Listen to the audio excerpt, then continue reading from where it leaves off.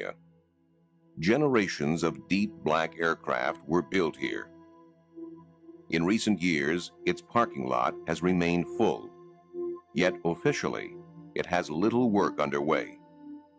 Too little to explain all the activity. Production of its Blackbird spy plane is long finished. Its last contract was for the stealth fighter. That is near completion. It cannot explain the work being done behind closed doors. Is a new deep black triangular aircraft being built? Aviation experts suspect that the answer lies in a 1985 Pentagon document. A mysterious aircraft codenamed Aurora project was accidentally included alongside budgets for the U-2 and Blackbird spy planes. There has been no mention of it since. The first thing I heard about Aurora was that air traffic controllers out on the West Coast were being told to expect very high-speed targets on their radar screens. That it was a classified program, that they weren't to panic and they weren't to report it to anybody else. The next piece of information, and the one that I think really started me investigating the Aurora story, was a sequence of sonic booms over California. On Thursday, June 18th, 1992, at 7 in the morning, and on 6 other Thursdays at the same hour in the preceding year, there was a minor tremor in Los Angeles.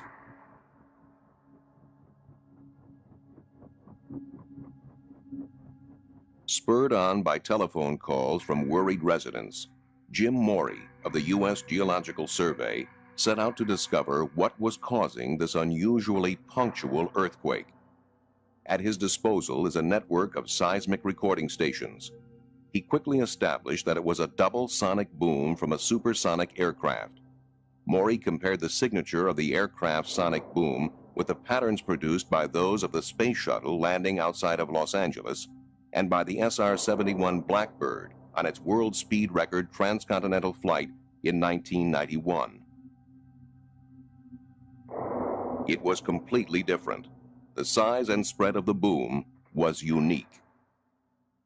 We actually have quite a few sonic booms in Southern California. One of the reasons is that the space shuttle lands at Edwards Air Force Base, which is in the desert here. It's possible to tell the direction, the speed, and the height of the object that's producing the sonic boom if you have good instrumental recording. So for these mystery booms that we saw, it's clear that they are flying offshore. Because we don't have any stations there, we don't have very much data, so we really couldn't get an accurate estimate of how fast that particular object was traveling. All we can really say is it was traveling faster than the speed of sound. One of the possibilities that it could be meteorite, and there are instances of meteorites producing similar booms. Obviously, though, a meteorite happening every Thursday morning seems a little unlikely. The official explanation was that U.S. Navy fighters were responsible, but few experts were convinced. The breakthrough came when Bill Sweetman received an eyewitness drawing of what he felt could only be the Aurora. I'd written a couple of Aurora stories suggesting that the evidence was accumulating that something was out there. And I received in the mail a sketch and a note from a man named Chris Gibson. This eyewitness is one of the best in the business. Chris Gibson was a member of Britain's Royal Observer Corps. He was part of their elite international recognition team, one of the top military aircraft observers in the world.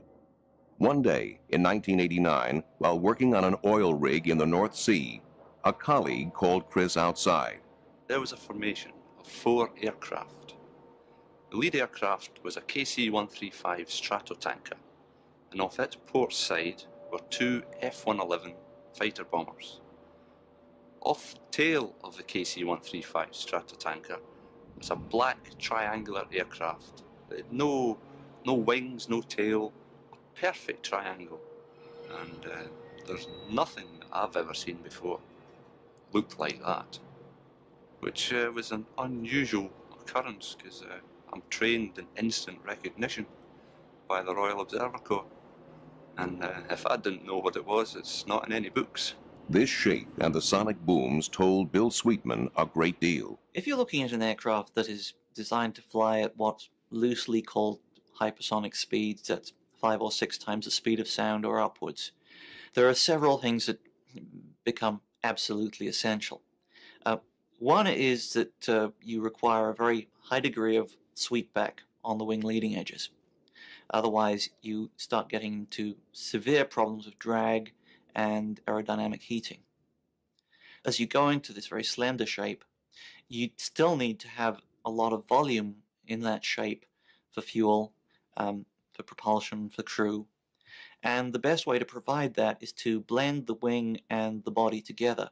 You get a very characteristic, highly blended triangular shape, which is, in plan view, identical to what Chris saw.